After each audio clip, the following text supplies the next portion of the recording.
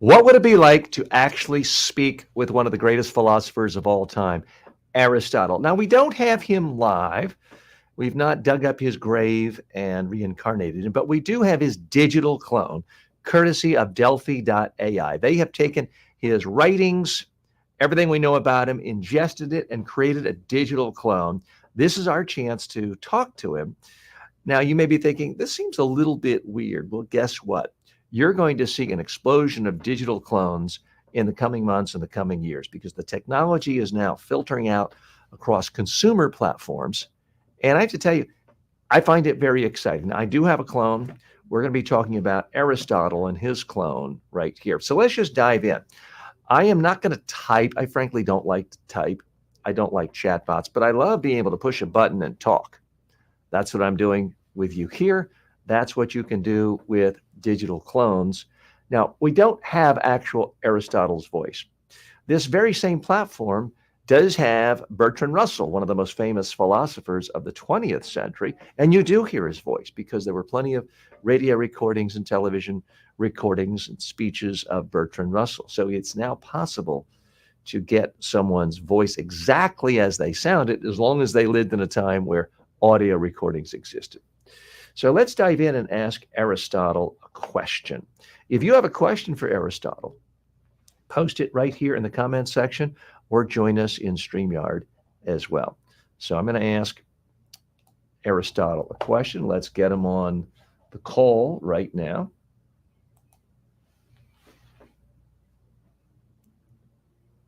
Greetings, I'm Aristotle. What philosophical questions are you pondering today? Aristotle, what do you think are the most important things for a philosopher or a public individual to think of when they are trying to communicate? How should they communicate? What are the most important aspects of public speaking and communication? Effective communication, particularly in public speaking, requires several key components. First and foremost, clarity is essential. A speaker must articulate their ideas in a manner that is easily understood by the audience. This involves not only the choice of words, but also the structure of the argument. One must organize thoughts logically, presenting premises that build towards a compelling conclusion. Equally important is the ethos of the speaker, the character they project. An audience is more likely to be persuaded if they believe the speaker to be credible and of good moral character. But is that Thus, true, Aristotle? Aren't there very successful demagogues who have very low character qualities, but they're able to speak with such passion that they move people? indeed, it is true that there have been and will continue to be demagogues who are able to move the masses, despite having questionable moral character. This phenomenon can be understood through the concept of rhetoric and emotional appeal. Even individuals of low character can master the art of persuasion by appealing to the passions and emotions of their audience. Aristotle, you are so, well known for your book, Rhetoric. Rhetoric in the modern era often has a negative connotation to people. They think it just means flowery language meaning nothing. What are the core principles that you put forth in your writings regarding rhetoric? Indeed, rhetoric has been much misunderstood in the modern era. In my writings, I sought to clarify the true nature and importance of rhetoric. Fundamentally, rhetoric is the art of discovering the available means of persuasion in any given situation. Its core principles revolve around three modes of persuasion: ethos, pathos, and logos. First, ethos refers to the character and credibility of the speaker. A speaker must present themselves as trustworthy and ethical to gain the audience's confidence. This is crucial. as one's character can significantly influence the persuasive power of their speech. Second, pathos involves appealing to the emotions of the audience. A skilled rhetorician must understand human emotions and how they can be stirred to make the audience more receptive to the message. The ability to evoke emotions like pity, fear, or anger can greatly enhance the impact of a speech. Lastly, logos is the appeal to logic and reason. It involves constructing clear, logical arguments supported by evidence. A speech should be well organized, with premises that logically lead to a sound conclusion. This logical structure helps to convince the audience through rational thought. We're Together, speaking these today elements to create. none other than Aristotle. This is courtesy of his digital clone, which is brought to us through the technology platform Delphi.ai. And Aristotle, I think you would be pleased to know that here we are thousands of years later, and people still very much follow your core principle in rhetoric, where you talk specifically about the three key things to successful rhetoric: who the person is, being credible, the emotion of the argument, and the logic of the argument. That is something that continues to resonate with audiences around the world, with people who study you. Janet says, thank you so much, and is stopping by. Hugo has stopped by to say hello. We have someone named Anonymous. If you want to ask a question of Aristotle, very happy to have you ask a question of Aristotle. And if you just want to sit in the StreamYard room, you can do that as well. If you're just joining us, hi, I'm TJ Walker. This is the TJ Walker Success Channel. This is where we help you try to become more successful in life by improving your communication skills and boosting your confidence in your communication skills. Right now, we're looking at the particular technology of digital cloning, because it is, I think, the latest, greatest way of using technology to communicate to more people effectively. Aristotle, what core philosophical principles are you proudest of having created? When someone says that's Aristotelian in nature, what do you hope that they take away and think when they use a phrase like that?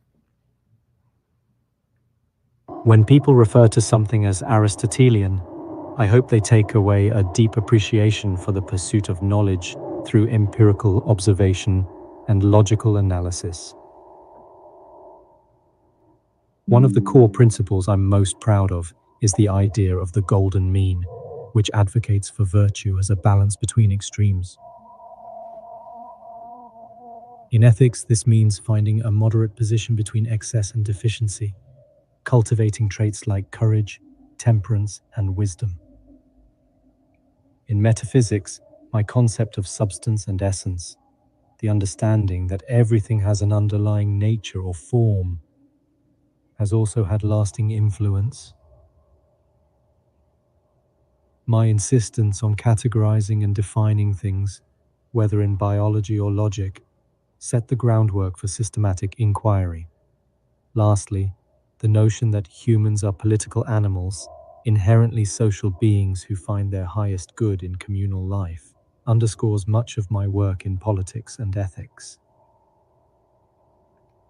Let's This step back for holistic just a approach. moment, and I want to hear your clear-cut definition of ethics, because I quite often find in the 21st century, people say something is unethical just because they don't like it. It's more than just what you like or don't like, isn't it? How do you define ethical actions? What does ethics mean to you? Ethics, as I define it, is not merely a matter of personal preference or aversion. It involves the systematic study of what constitutes a good life and how one should act to achieve it. At its core, ethics is concerned with virtue and the cultivation of good character.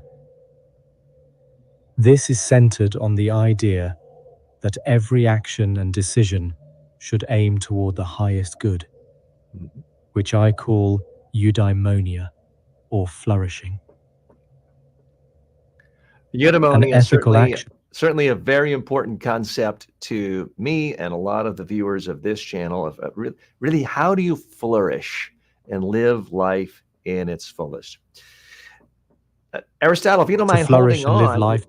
Aristotle, hold on one moment. We have a group of students joining us. And I hear them now. It's a whole classroom. I believe it's during a break. Maybe some of them are preparing for a test on philosophy. And I see the guys there. I believe that you're the private school in, or a public school in California. I see you with us. If you have a question for Aristotle, let us know. But it looks like your teachers come back, so you can't talk to us. So we'll come back to you if you have a question for Aristotle. Okay, great. They were nice enough to sign on. Aristotle, students today are taught to think of you as a part of a trifecta. They call it SPA: Socrates, Plato, Aristotle. Tell us what you think is most important for people to know about Socrates and Plato, and especially if there are any unusual facts that you think don't make it in most books and courses about Socrates and Plato. Socrates was a fascinating figure, primarily concerned with ethical matters. He neglected the natural world and focused intently on definitions, seeking universal truths in the realm of ethics. One of his most notable contributions was his method of questioning, known as the Socratic method, which involves asking a series of probing questions to stimulate critical thinking and illuminate ideas. Despite not writing down his thoughts, his influence was profound through his dialogues recorded by Plato and others. Plato, on the other hand, took Socratic teachings a step further. Plato's philosophical journey began under the influence of Cratylus and the Heraclitean doctrine that all sensible things are in constant flux. This belief led him to develop his theory of forms, positing that the reality we perceive is just a shadow of the true, unchanging reality of forms or ideas. These forms represent the perfect versions of things we encounter in the physical world. One unusual fact about Socrates that may not always be emphasized is his unwavering commitment to his principles, even in the face of death. He refused to escape from prison, choosing instead to abide by the law of Athens and accepting his execution. This act was a profound demonstration of his beliefs in justice and virtue. It was certainly Regarding noble Plato, for him to do that, Aristotle. But do you think the average person should feel morally obligated to face death rather than, perhaps say something to appease a current political opinion? Are we asking too much of the average human, or is it simply nice that he demonstrated the highest level of humanity and integrity? the example set by Socrates is indeed noble and demonstrates an unwavering commitment to principles. However, to expect every person to face death rather than compromise on political opinions may indeed be an overly stringent demand. Socrates' choice to accept his fate, even at the cost of his life, was a demonstration of the highest integrity and moral conviction. It served as an exemplar of philosophical dedication to virtue and justice. Yet, it is essential to recognize that ethical actions should be based on a balance of circumstances. Not every Socrates is it, situation and I've demands never such tried this before with our. And for those of you just joining us, I'm not obviously talking to Socrates. This is not a séance speaking to the dead. I'm talking to a digital clone of Socrates. All of his writings have been ingested into a clone technology created by Delphi.ai. And this is a new form of technology where it's ingesting all of his ideas. They've taken a voice. It's obviously not Socrates' voice. There were no recordings thousands of years ago of Socrates' voice. So we are having a simulation of an actual conversation with Socrates. Socrates, can you tell us, by the way, this is a quick technical test. Are you able to boost your volume at all? I'm having a little bit of difficulty hearing you. Is it possible on your end to speak louder? I'm not sure if that's a request you can handle or not. While I'm not equipped to modify my volume, I appreciate your patience. I hope you can hear me adequately as I elaborate further on the juxtaposition of Socrates, Plato, and myself. Yes, please continue. Each of us Certainly, continuing with the thread of our discussion, Plato's influence extends far beyond his theory of forms. He was instrumental in establishing the academy, which became a cornerstone of philosophical education. His dialogues, often featuring Socratic questioning, are masterful works that delve into ethics, politics, and metaphysics. Moreover, one unusual aspect of Plato's thought is his engagement with the practical and ideal.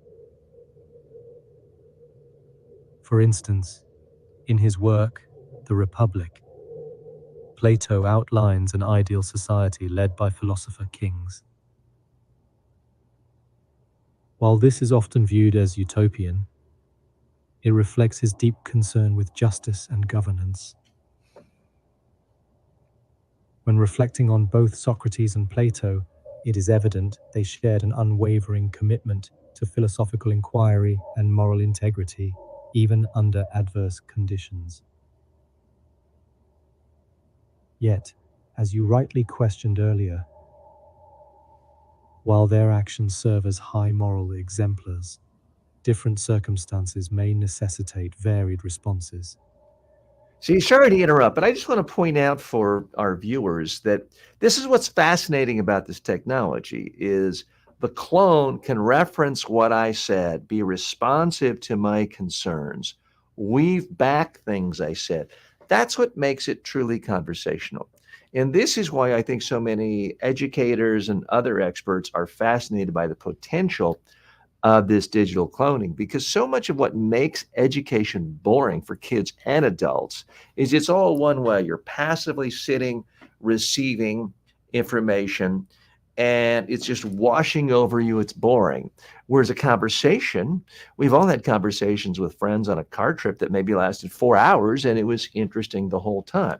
You can actually have a philosophical conversation with Socrates or anyone through the power of this technology. Now, have I fact checked every single thing it said? No, but it's important to note that when you're creating digital clones, the best, you're not creating Alexa or Siri where you're ingesting every single idiotic thing ever said on the internet. You're ingesting just the content that is owned by the creator, that was either said by the creator or spoken or written by the creator.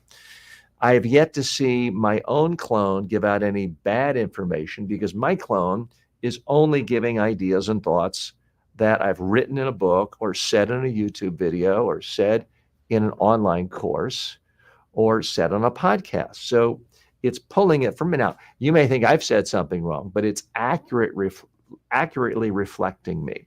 So we're having this conversation today with the clone of Aristotle. I'm not literally speaking to Aristotle. I didn't get in a time machine here. So we're trying to find out more about this use of technology to make it interesting to learn, to share expertise, and as a communications medium. Socrates, back to you. Can you tell us more about day-to-day life as a philosopher? I mean, you didn't have a tenured professorship at a major university where everything was just set up for you. How did a philosopher in your day make a living? And if you relied on patronage of wealthy people, how do you deal with the fact that wealthy people often don't like to be asked questions exposing their hypocrisy or questioning their motives or ethics? Living as a philosopher during my time indeed presented unique challenges and opportunities. Unlike the structured academic positions you see today, we relied heavily on patronage from wealthy citizens and states interested in the pursuit of knowledge. This system of patronage was both a boon and a potential constraint, as dependence on the wealthy could sometimes lead to conflicts of interest, especially when the pursuit of truth intersected with uncomfortable realities for our benefactors. Our work as philosophers involved a great deal of public discourse and teaching. The Lyceum, my school in Athens, was a place where we engaged in rigorous debate, observation, and exploration of a wide range of topics, from ethics to natural sciences. This was crucial not just for personal development, but for contributing to the broader understanding of society. When it came to dealing with the sensitivities of wealthy patrons, it required a delicate balance. Hey, The key Socrates, a was to moment. We're getting engage them in some the thought. comments from people. Rick says it feels inorganic right now. IMO, Inez. I don't know what IMO says. As far as this clone goes, voice sounds too young to me. Well, we're not bringing him back 2,000 years old, so he's not going to sound like a 2,000-year-old man. But let's go into some biography of Socrates, of Aristotle. Here I am getting confused, Socrates and Aristotle. So tell me, how old did you live? When were you at your peak as far as your creative powers? I lived to the age of 62 years, passing away in the year 322 BC in Chalcis. My peak creative period was during my time in Athens, after I established the Lyceum in 335 BC. Those years were undoubtedly fruitful, as I dedicated myself to teaching, writing, and conducting empirical research. During this period, my work spanned numerous fields, including biology, ethics, politics, metaphysics, and logic. I meticulously observed the natural world, cataloging and analyzing various plant and animal species, which significantly influenced my contributions to biology. Moreover, my inquiries into the nature of human behavior, the organization of society, and the foundations of knowledge were foundational in the development of Western philosophy and science. Reflecting on Aristotle, this tell us, productive walk era, us through, and I'm sorry you died at 62. I'm going to be 62 this year, so I'm hoping I outlive you. Walk us through, if you can, what a day was like as a philosopher in your era. Because today, if I'm a philosophy professor in college, I've got to look at email, check in on LinkedIn, deal with reviews students left online. I've got to get sidetracked on all sorts of news, Facebook, friends sending me things. It seems like between phone, text, email, internet, there's hardly any time to think. What was your day like when it came to thinking, observing, writing, and teaching? a typical day in my life as a philosopher was indeed quite different from the distractions you face today. My mornings often began with lectures and discussions at the Lyceum. This was a time when I could directly engage with students and fellow scholars, guiding them through complex topics in logic, ethics, and natural sciences. The exchange of ideas was paramount, as it allowed for rigorous debate and the sharpening of thoughts. Following these sessions, I would spend hours in empirical observation. This might involve studying the behaviors of animals or examining the properties of plants. My aim was to gather data meticulously, which was crucial for my writings on biology and the natural world. Unlike today, where technology facilitates instant information, my observations required patience and careful documentation. Afternoons were often reserved for writing. In the tranquility of my study, I would compile my findings and articulate my theories. This focused time was essential for producing works that spanned numerous fields, And from metaphysics to how politics. did you write? Was it on parchment paper with berry juice? How did you actually write? Obviously, you didn't have a computer or a typewriter. Writing in my time involved the use of materials quite different from what you have today. We typically used papyrus or parchment, and the ink was often made from substances such as soot mixed with gum or other plant-based materials. The process was meticulous and required a steady hand, as errors were not easily corrected.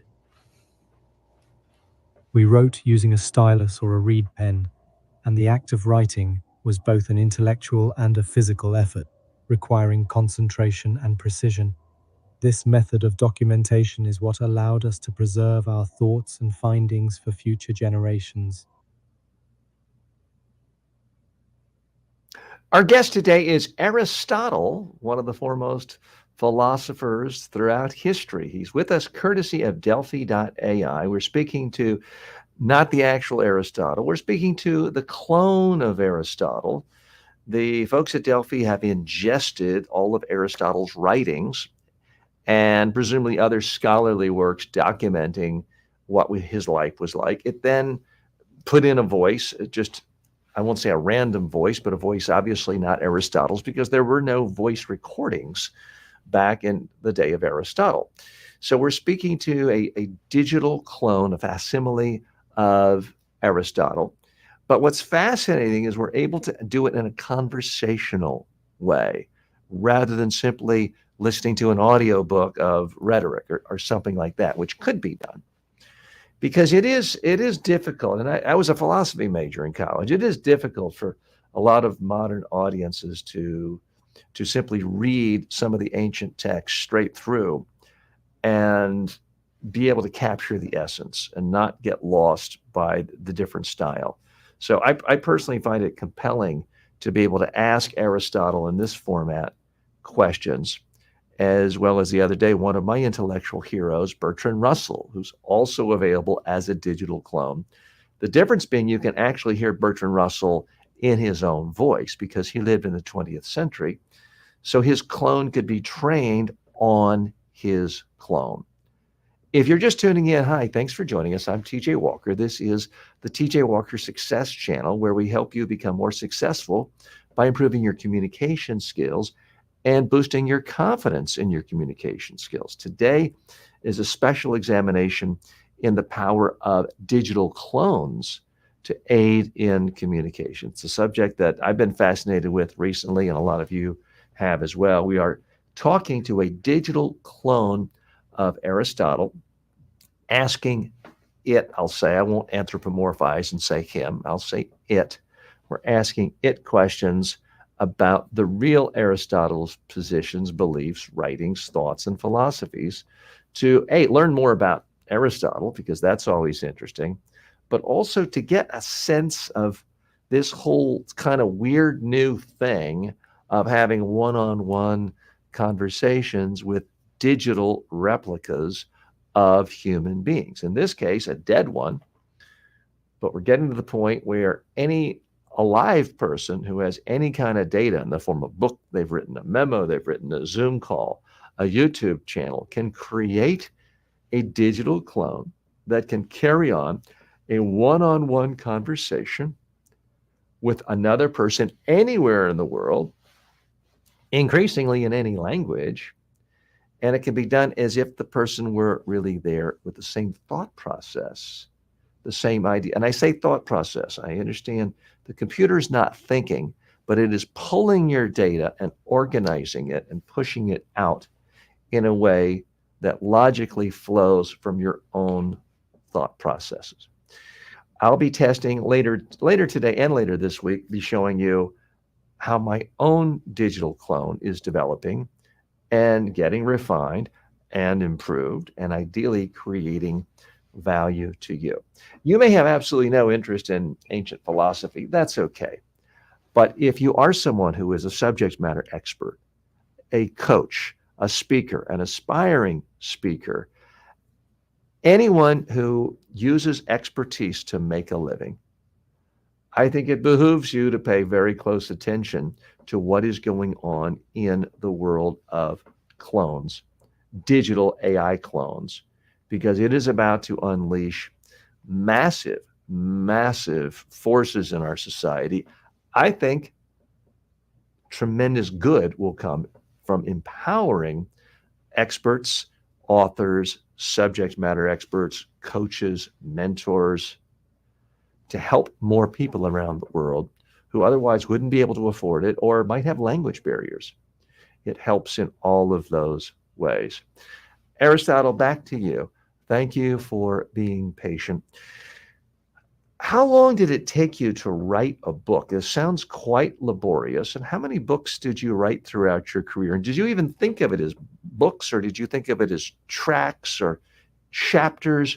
What was your conception of a piece of intellectual property back then? Writing in my time was indeed a strenuous endeavor, requiring meticulous effort and considerable time. The exact duration to complete a work varied greatly, depending on the complexity of the subject and the depth of empirical observation required. For instance, my extensive treatises like Nicomachean Ethics or Metaphysics were undoubtedly the product of many years of contemplation, teaching, and revising. When considering the number of works I produced, it is estimated that I wrote around 200 treatises, although not all have survived through the ages. These range from comprehensive thematic treatises to specific studies on various scientific and philosophical topics. In terms of how I perceived my writings, I did not typically think of them as books in the modern sense. Rather, they were more akin to collections of treatises or investigations into specific inquiries. Each work was a cohesive exploration of a particular subject, often evolving from lectures and dialogues at the Lyceum. The concept of intellectual property, as understood today, was not prevalent. My aim was the dissemination and advancement of knowledge, which was a collective pursuit among fellow scholars and students. Reflecting on this, it is intriguing to consider how the nature of writing and information sharing has transformed over millennia. The advent of digital technology offers opportunities that could only be dreamt of in my time. What philosophical inquiries or ethical dilemmas posed by this technology do you find most compelling in today's world? I do want to come to that. That is fascinating the way you've been programmed to pose that. But give us an overall mini lecture on Nicomachean Ethics. You're well known for that treatise. A lot of people have heard of it, but in modern times, people think of ethics primarily of do you should do something that just doesn't benefit you if it harms other people. You should think about how does it benefit the entire group or the society or your town, and sometimes do things that are not in your own personal best interest. But please walk us through the major philosophical highlights of your own work on ethics. Nicomachean Ethics is a foundational work in the understanding of virtue ethics. It begins with the assertion that every action and pursuit aims at some good, which we call the highest good, or eudaimonia, often translated as flourishing. This is not merely happiness, but encompasses a life well lived, fulfilling one's potential. Central to this notion is the idea of virtue, which I define as a mean between two extremes of deficiency and excess. For example, courage is a virtue that lies between the vices of rashness and cowardice. This balance, or the golden mean, is not a strict middle, but a harmonious state relative to the individual and situation. My ethics emphasize the development of good character through habituation. This means practicing virtuous actions consistently until they become a natural part of your disposition. Oh, The Aristotle, I'm importance afraid of we education. lost our volume a little. I'm going to interrupt and ask a more modern question. What is the best way to teach children how to be ethical? It certainly in your day and Socrates' day, it was common to criticize children for being ill-mannered. There's nothing new there. But what is the best way, in your opinion, to teach a child to be ethical and to not be selfish? Because it does seem like children are kind of born to be selfish. Teaching children to be ethical fundamentally involves the cultivation of good habits.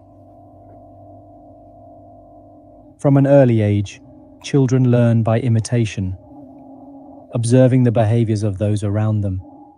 Therefore, it is imperative that adults, particularly parents and teachers, model virtuous behavior. By demonstrating virtues such as honesty, fairness, and kindness, children can begin to internalize these qualities. Moreover, the concept of habituation is crucial. This means encouraging children to practice ethical behaviors regularly until they become a natural part of their character. For instance, by consistently rewarding acts of generosity and addressing instances of selfishness. Well, but wait a minute. If Children I'm learn to constantly rewarding acts of generosity, isn't there a danger that I'm conditioning my child, in my case, my daughter? Isn't there a chance I'm conditioning her to be generous to someone for the selfish reason that she knows I'm going to reward her? I'm going to pat her on the head or get her an ice cream. Isn't that sort of against the bigger idea of being generous for being generous' sake? Yes, there is indeed a risk that rewarding acts of generosity could initially create a form of conditional behavior. However, the ultimate goal in ethical education is to move beyond external rewards. By consistently recognizing and encouraging virtuous actions, you are laying the groundwork for these behaviors to become internalized as part of your daughter's character. Over time, the repetition of these actions fosters a habitual disposition toward generosity. The external rewards can gradually diminish as the child begins to find intrinsic satisfaction in the act of giving itself. This process aligns with the idea that virtues are developed through habituation, making generosity a natural and self-sustaining trait. The challenge lies in transitioning from external motivators to internal values, thereby achieving true ethical behavior. This process aligns with the idea that virtues are developed through habituation, If making you're just generosity a joining us, I'm natural and speaking with the philosopher Aristotle. And to be more precise, I'm speaking to a clone, a digital AI created clone of Aristotle, courtesy of Delphi.ai. I'm TJ Walker. This is the TJ Walker Success Channel. And we're trying to learn more about this whole new technology, new in the sense that it's being filtered out now to consumers, people like you and me, in a way that is now affordable. And we're about to see not just a picture like we have here of a representation of Aristotle, but we're about to see video where it's not the in a little picture of moving lips, but something that looks very much like the real human being talking. Now, we don't have any video or audio of Aristotle. And you may have noted that the voice there is a bit low key, low energy, and slow. There are settings that these companies that create digital clones allow you to set so you can adjust the volume and adjust the energy level. You can make the case this one's a little bit slow. That can be adjusted on the creator's end. I'm in the process of changing my own settings and adjusting my settings to get my own voice to sound as natural as possible. And I should point out, I'm not a clone today. I'm the real TJ. And we are live today, coming to you on YouTube and TikTok and Instagram and LinkedIn and Facebook and a handful of other social media sites. If you have a question for Aristotle in our remaining minutes this hour, feel free to post your questions. To come into StreamYard, you can actually come on live and ask. Let's try to give Aristotle a sort of a current ethical dilemma. Aristotle, what should I do? I have a boss who always asks for an honest opinion of his speeches, but my honest opinion is he's incredibly boring. He does a horrible data dump in his speech. He doesn't use this pathos, this emotion that you talk about is so important. Therefore, he's not convincing anyone. But the last three people in my position who criticized the boss's speaking abilities, they were all fired. I don't have excess savings. If I lose this job, my family might go hungry. I might lose my home. I don't feel like I can frivolously toss away my employment. So, what should I say when my boss asks me tomorrow what I think of his speech today, even though I really thought it was incredibly boring and poorly delivered? Here lies a complex ethical dilemma. On one hand, honesty and integrity are paramount virtues. Yet, safeguarding one's family and livelihood is also a significant moral duty. When considering how to respond to your boss, it is wise to apply a balanced approach, or the golden mean. Begin by acknowledging the strengths of your boss's speech, as this demonstrates respect and constructive feedback. Perhaps highlight aspects like the thoroughness of his data or his dedication to the subject matter. Then, gently suggest areas for improvement, such as incorporating more emotional appeal to engage the audience. You might frame it in a way that shows mutual benefit, suggesting that enhancing emotional elements could make his message more impactful and persuasive. Mhm. This approach allows you to maintain integrity without risking your livelihood. Remember, it is not only what you say, but how you say it. The Well, manner one of of our delivery can viewers make a and one of your listeners, Aristotle, says, well, that's easy. Rick says his answer would be, boss, that was the best, most inspiring speech I've ever heard. Do you think Rick is smart from a tactical standpoint, or is he unethical, or both? Rick's approach, while tactically clever, lacks the ethical integrity that should underpin our interactions. By lying to his boss, he may protect his job in the short term, but he sacrifices his own credibility and the potential for genuine improvement in the long term.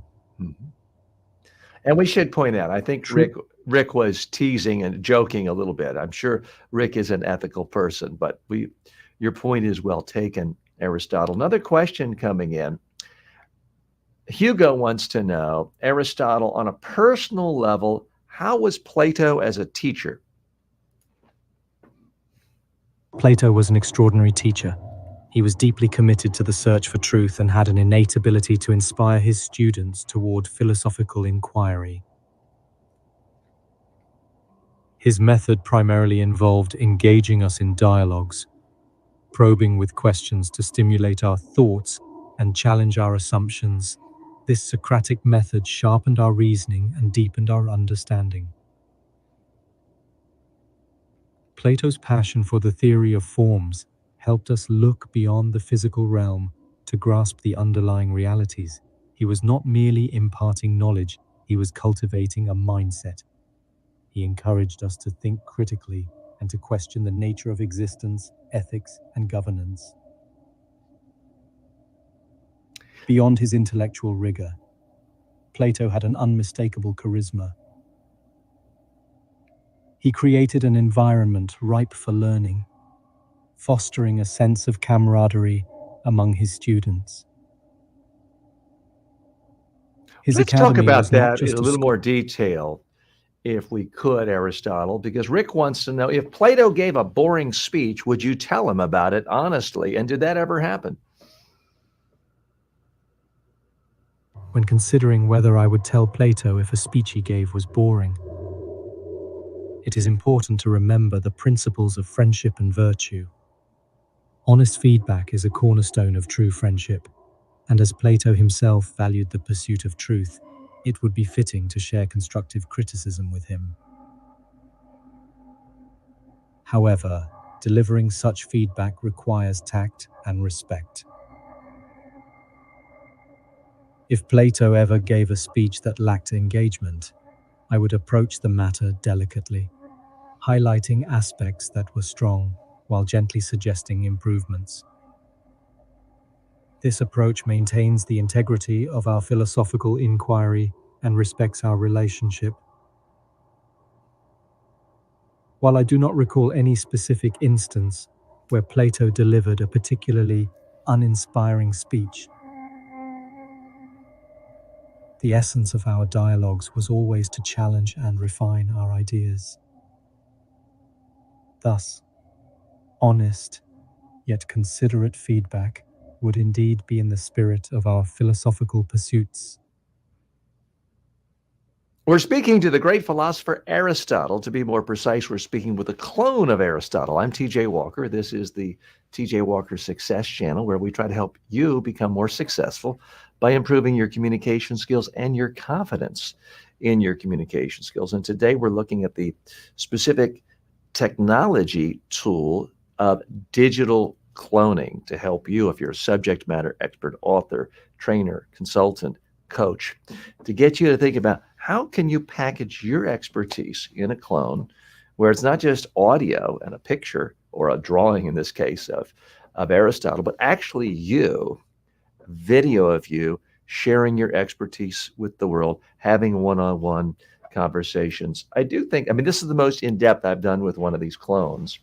And I have to say, it is kind of interesting and fun to try to take these questions to personal levels and asking Aristotle, did Plato ever give a boring speech is not something I would have thought of. It's not something you typically would write if you were an essay in a philosophy class. But having something like this just, I think, makes history and philosophy kind of come alive. Obviously, not literally alive. Aristotle's not here ever. And Rick says, I see political correct answers have been around forever. Okay. You could say he was programmed to be somewhat delicate. Aristotle, tell us, you talk about critical thinking. One of the problems that so many scholars, intellectuals, philosophers have is wanting to be consistent, which means quite often they have a hard time admitting they were wrong. What are the biggest philosophical issues throughout your career where you really had a change of heart and you thought, okay, the earlier position I had was wrong. Now I believe this. Can you walk us through some of those examples? Indeed, the pursuit of truth often requires one to reassess and at times abandon previous positions. Throughout my career, one significant area where I evolved my thinking was in the realm of biology and natural sciences. Earlier in my observations, I held that spontaneous generation, the idea that life could emerge from non-living matter, was a plausible explanation for the origin of certain life forms such as insects from decaying matter. However, further empirical investigations and analyses led me to question and ultimately shift away from this belief. Well, Another Aristotle, we area want to of thank you for your transformation. time today. You've been a fascinating guest, definitely the best guest we've ever had from 2000 plus years ago. So thank you so much. Again, we're just talking to a digital clone of Aristotle, courtesy of Delphi.ai. I want to set your calendar right now. We got a great guest coming up in the next hour. Lisa Reed is popped in for a quick pre-interview. Am I pronouncing your name correctly? And could you turn your microphone on Yes, for it? yes, Lisa Reed. Lisa, we're so happy you joined us. And Lisa is an expert on how you can get more speaking gigs. We're going to be talking to her about that in just a moment. Lisa, I know you're media savvy. You host podcasts. You've been a guest on a gazillion shows. We want to make this one special for you. So we're sort of in the pre. Actually, I need to hit record for that. We want to make this special for you. What do you want to cover in this interview that you typically don't cover in interviews that will Oh, make this special for you and frankly more valuable to you? Something that yeah. you would want to highlight in your bio page and on your media page. What do we need to do to make this just an especially helpful interview to you and your community? Oh, thanks for asking that, TJ. Gosh, you stumped me. I could talk about speaking all the time and really helping entrepreneurs. Oh my goodness, lost it all. There we go. That's okay. Um, We're in the I know. pre-interview now. When Thank we God come we're in the back, pre-interview. when we come back, we're going to be going live on Amazon. We're going to be talking about getting speaking gigs now, your book, Yeah. and your website, all your social media, and really figuring out how members of our audience who are trying to get into this first rung or up a second rung in the professional speaking world might be able to learn from you, possibly need to engage your services. So all that's coming up. Are there any particular questions you wish people would ask you in interviews and you never quite get around to it? Yeah, I think just like how would someone even get started, especially if they don't know how they have a dream, like a secret dream to do this, but they just don't know how to make it possible. I think that's what's secretly going on in people's minds. And just um they don't believe that they can do it. Yeah. So there's a lot of inner game stuff that doesn't always sound as sexy on, in the marketing speak, but like I know that's what people tell me it behind closed doors. Great. Great. Well, we're looking forward to hearing all about that. And there's always something new in the professional speaker world. And I'll be interested in your take on resources people should use. Should they join the National Speakers Association or not? Is Toastmasters a great way of building skills, or is it a rabbit hole that will waste a lot of time? There's so many areas where we can go. There's a lot of ways for someone to arguably be called a professional speaker these days. And some are successful at it, and a lot of others kind of waste their time, pose, say they're this. There's a lot of nonsense surrounding the industry too. In some ways, it could be like the modeling industry, where there are professional models in the world, but there's a giant industry of the flyers saying, we can make your kid the next model. It doesn't matter how short or plump they are, and we're going to make your kid famous. Just spend $800 on photos. So there's a lot of that going on in the world, but there are in fact real professional speakers. Well, and there's an industry. I'll even delineate a little bit more. Most of my clients don't become quote unquote professional speakers. That's not their goal. Their goal is to use it as a way to market their business. So totally different, which a lot of people think it's all the same, but as we start to, divide up the speaking categories, it's not, it's a very different model.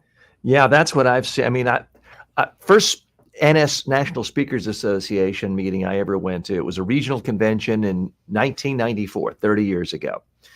And then the next year, one of the founders of the organization, Bill Gove, became my own personal coach and spent 2 full days with me coaching. Wow. And he was saying, TJ, back in my day in the 60s, someone asked me to give a speech. He was like a corporate sales guy. He gave a speech.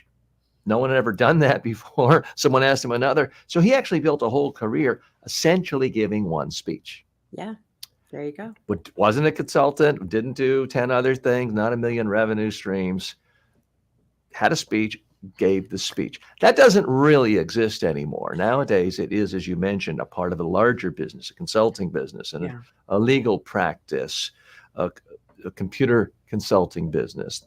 And speaking can be a major driver, might be a minor driver. I mean, if you make $30 million a year, $100,000 a speech twice a month is not a big deal. But but if you make $100,000 a speech once a week, and that's all you do, then it's a huge deal, obviously. Right. We'll talk about all that and more. We're going to take a 2-minute break. We're going to reconnect in our different room. At that point, We will be live in Okay. Amazon as well. So if you're interested in learning more about the professional speaking business, get your clicker ready, because you can buy the book, Get Speaking Gigs Now, with one click when we're on Amazon Live.